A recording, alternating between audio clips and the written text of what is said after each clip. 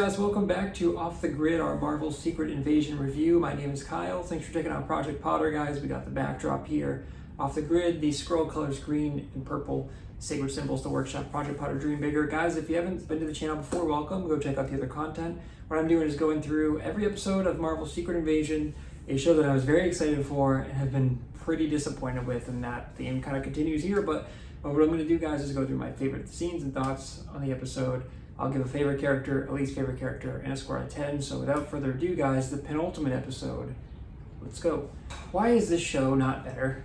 They end on a cliffhanger, and Marvel does this thing where they go, we know you're going to tune in next week. And I wish I could have just binged this show. Somehow, a show that has nothing that has really happened feels rushed. And this episode in particular, I think is just the worst one, dude. And they give you that little bait at the end where Fury calls someone and he says it's time, and I'm like, who is Fury calling? And he has some really cool stuff that's coming out. He's got like almost like the Black Panther logo, sort of Fury logo, that like these doors that only open to him, apparently, these little things, and he brings up the eye patch and all that stuff, and he's got some cool face cloaking technology earlier in this episode. But so much of this episode felt really awkward and rushed and messy, and I'm like, remember the first couple episodes, guys, I said this show looked beautiful. It looked really like crisp and high depth. This episode looked like a bad TV show. And I wish I cared more about this show. I really do. And the idea of Skrulls, the idea of Secret Invasion is so cool. And I'm just finding myself losing interest like every week. And obviously, I'm going to be here for the finale. I'm going to review it. I'm going to put this up. But this is phase 4 Marvel, right? We might even be in phase 5 now, but either way, guys, post Endgame Marvel, why are they messing with the tone? I've said this before, guys, but this should have been Winter Soldier vibes, super serious, high stakes, really well shot, dark, you can't trust anybody. Obviously, that was a big budget movie. This is a TV show, but this is a Marvel TV show, dude. They should have the budget. Disney Plus should be like pumping money into this, and this should have been really, really special. Instead, I'm just like, this is one of the worst series so far, I think. This episode in particular, Talos is dead, but we open up with the president who is like injured, and I'm like, the president, I think, was just like in the car with Nick Fury before, and now he's like unconscious, like about to like lose his life. He's gonna have like emergency surgery, and I'm like, what's happening here? And it's so dumb that Nick Fury is like, I don't know if you can hear me, but don't trust Rhodey. Don't trust Colonel Rhodes. And I'm like, what, dude? What's going on here? Rhodey's a Skrull, and we knew that last week, but like that was like such an underwhelming reveal, and then we get more of him, and he's just acting out of character, and he takes a call from Gravik, but just like in a limousine where I'm like, dude, someone around him would have been like, did you say Gravik? You talking to Gravik right now? What's going on? Like it's just too like loose with the rules. And Talos is actually dead, but even his death felt kind of underwhelming. And I thought the effects they used last week, where it's like half Skrull, half human, looked really, really cool. And if there was more of that in this show, I would be a lot happier. We get full-on Gravik, who there's like a little mutiny. They try to, take down Gravik, and I thought that was cool because I didn't see that coming. And then Gravik just goes, bro, I am Groot. And he just busts out of it. But then he goes full Skrull face to like, because I guess like his powers were limited, and he like kind of hulks out. But the Skrulls just look terrible again. And I just, that's a me thing, but he was like, who wants some? And I love Gravik. Being a Skrull face in like human outfit looked really dumb. And I'm just like, and the guy is questioning, one of the guys that dies where he goes Groot power on him and like rips his heart out or whatever. He's like, bro, you said that Nick Fury hid Avengers DNA at one of the compounds, yet it hasn't been anywhere. So he's like, why should we follow you? He's like, it doesn't seem like you have a plan. And then Gravik just kills him. And it's like, okay. And then these guys rise up and he takes him down. And that's a cool scene, but like, the guy is just like, you're just a monster. And he slits his throat. And I thought that was like, I was like, whoa, we're kind of going there. But it's just like everything around that is just like, why are people following Gravik, And they're afraid of him, and it's obviously a power thing, but like Emilia Clarke's character, dude, she's like, oh, I want to bury my dad. I'm like, that's cool. And then she's like underground with Nick Fury, talking to Nick Fury, and the cops come, and then Fury's like, he took the path of struggle, he chose that path, and I'm like, okay. But then the cops come, and he's like, oh, I gotta go. And then Emilia Clarke's like, I'll put on a good face, and I'm like, is she gonna be Nick Fury? but then the cops are coming, and then all of a sudden she's just breaking into another house, and she sees Nick Fury's wife, and they have like this the camera shots were just so awkward, and there were things that were awkward here. Like even in the beginning when Nick Fury takes the chair and just sits down is weird, but then like Cheeto comes into the hospital to kind of take out the president or like plant these seeds of like we gotta bomb the Russians to start World War III, and he tells them like, you know, this is better than a Skrull invasion, and I'm like, that's really cool. And that's kind of like old school, kind of buttoned up, like serious. So I like that Skrull Rhodey kind of like dialed it back a little bit. But Fury just like steps out from the hallway, and then he's like, "Oh, this is just a preview." He's like, "If you come back, we're gonna give you the whole show." And he's like, "Tell him yourself." And I was like, "What?" So many like genuinely like awkward scenes in this show, and I was just like, "This is weird, dude," because the polish is lacking. It's like the first couple episodes were so strong, at least production-wise, and now it's like all the budget is just gone, and it's just like Marvel TV shows continue to struggle. Literally, I was like, how did they get Talos' body? Because Emilia Clarke they're just burning the body next, and she's like, I don't know the prayer, and she's like, it's okay, I know it, but she's like, it doesn't even matter, really. And they're kind of back in the house, and they're bonding, and Fury's wife I thought was great. I thought she was really good, but like, she's like, oh, well, did he like you in your own skin? And she's like, you have no right to say that. And I'm just like, are you guys friends or what's going on here? And it's just, the whole thing is so messy, and it's just so discombobulated, dude. And I don't understand like why more care wasn't put into the show, and why they have to find a way to like make a joke every time when it's clearly not a joking show. And even the stuff with like the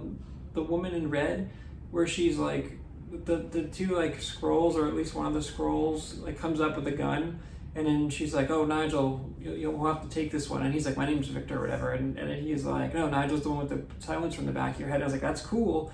But then the guy, like, the Skrull takes that woman hostage, and then she's like, yeah, no, I know you'll kill her, but she's like, that's how men are. My species is too. She's like, that's all the podcasts are about it. But then she just like slowly raises the gun and shoots him. And there's like no resistance. And I'm just like, what am I watching? There were so many like awkward scenes, and I'm not someone who like looks at stuff and goes, oh, I was awkward, but like I was like, this is weird, dude. Like I was watching this and I was like, this is just a bad episode. Just between leaps of logic, like there's no explanation why they have Talos' body. All of a sudden Emilia Clarke is just there, and they're just burning it. It felt underwhelming, like a lot of the show has, and then it's like, I just don't know what we're going for here. And then we get a big reveal at the end where Nick Fury is like, oh, all of the Avengers DNA, I sent some Skrulls in to get it because no one knew about them, and I did, and we had to get the DNA or something. And then I was like, he said like after the battle they went and got it, and it's like this little vial of like all of the Avengers DNA, and I'm like, this feels like a much bigger deal. And it's just like, it's cool because he like blows on the gravestone and it comes up, and he says like, you know, I got Nick Fury gravestones everywhere, but he like moves the DNA, and I think this is the harvest, and they're calling it the harvest, and I'm like, we haven't properly explained what the harvest is. And that woman in red, who is like really good, but I think it's Olivia Colman, she's like kind of explained to the audience what's going on, and she's like, so you knew that this vial was so important and that Gravik couldn't get it, so you moved it, and now you're gonna just give this to Gravik? And he's like, yep. And I was like, okay, like obviously he's got some sort of plan, and I don't know if this is the real Nick Fury, because he's like, Skrulls like the cold, and she like looks at him, and then I thought there was gonna be like a reveal there, and he's like, now you understand. And I'm like, what do we understand, Nick Fury? And so I think that this Nick Fury is probably Skrull, but I'm not sure, and I don't know, but I like that he kind of gets the eye patch and stuff, and maybe Fury's been a Skrull this whole time, and that would be a cool twist. But I'm just like, I hope that they nail some sort of big like, oh, and it changes the way we have looked at like all these old movies or whatever, because that's what I was hoping the show would be, and the Rhodey reveal didn't do it for me. And I hope we get the real Rhodey next episode, like waking up and asking where Tony is, or like what, like something crazy. But I'm not confident that they're gonna nail this final battle. I mean, Gravik seems like he's gonna die, but I think he's a good actor. I think he's been a little underutilized, and he's kind of been like Super Skrulls and then sitting around and like sipping tea, and then people are like, dude, what's going on with this plan? And it's weird because they're like, hey, you could have killed Fury twice, and he doesn't like give a good reason why he didn't do that. So I don't know, man. The whole idea of this show I think is really cool, but the execution has been really bad, and I think this was just a bad episode, and I was like laughing at parts I shouldn't have been laughing at, and I was like literally just being like, what? Like, I can't believe they didn't explain at all how Talos's body was recovered, and they just had it in the woods, and it looked like, this looks very low budget. Like, a lot of the scenes were just very strange, and like, I was not impressed, and I guess I'll be here for next week.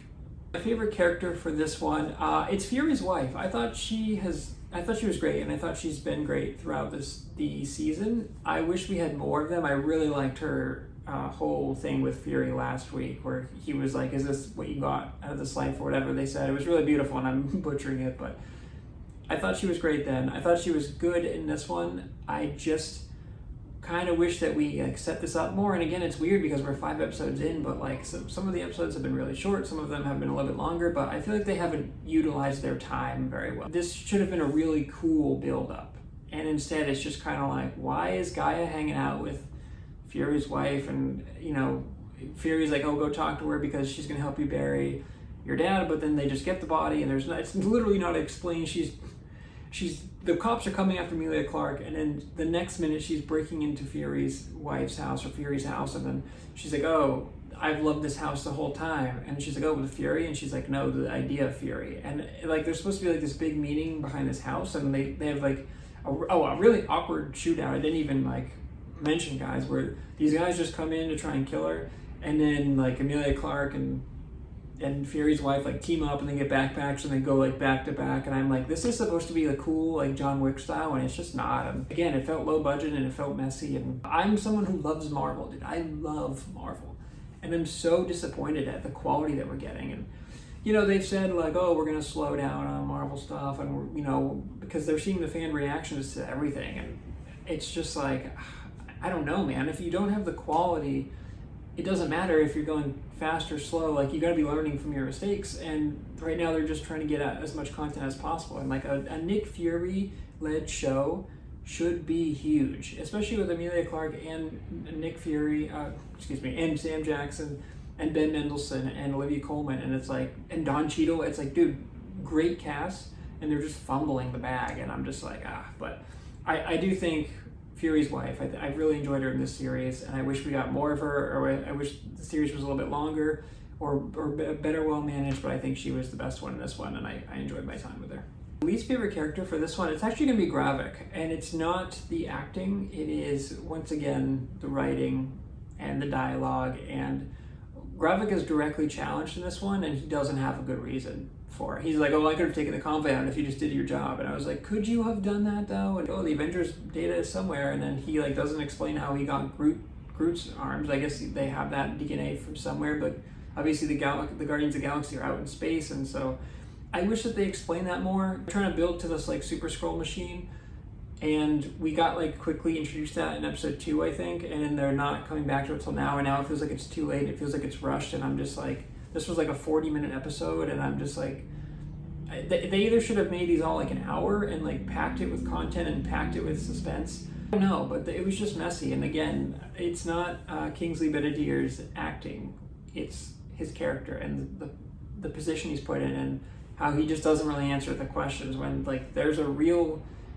sense of like, what are we doing, dude? Like, you know, we're chasing Fury and it's not working, and the DNA is not there, and like people are dying, and it's like, what's going on here? What is our ultimate plan? And like, he doesn't answer that. He just kills the guy with Groot. He's like, it would have been so great if he was like, I'm Groot, dude. I am Groot. And that would have been in a better show. So yeah, Kingsley Ben-Adir as British Drake, as I've referred to him, my least favorite for this one. The score for this one, it's a 5-6. This is my least favorite one so far. I don't think it's a good 40 minutes of television. I found myself kind of bored and laughing, and I literally just throwing my hands up, being like, what? You know, like, this wasn't explained at all, and they're just jumping, and there's just plot holes, and the acting I thought was really awkward. Like, literally the conversation between Emilia Clarke and Nick Fury's wife, when she's like, I didn't mean to offend, she's like, oh, you know everything you think because you're young, and I was like, it just, the way the camera was positioned and everything, it wasn't like dramatic. It was like scenes where they're like talking and they're like looking at something off screen, and I expected it to cut to something, and then it just didn't. It just stayed on their faces, and I was like, someone let this go? Like, Marvel's just lost a step, man, and it's too bad because again, this should be like a really exciting show. And the only good thing is that this has kind of made me reappreciate Loki. I'm not sure how I feel about WandaVision, but Loki and Falcon Winter Soldier and Moon Knight have been like the three that I've like really enjoyed. So it makes those seem a lot better, and especially Falcon Winter Soldier. I'm like, man, I had a good time with that show. Go check out that review, guys. That's on your left, by the way. Go check it out.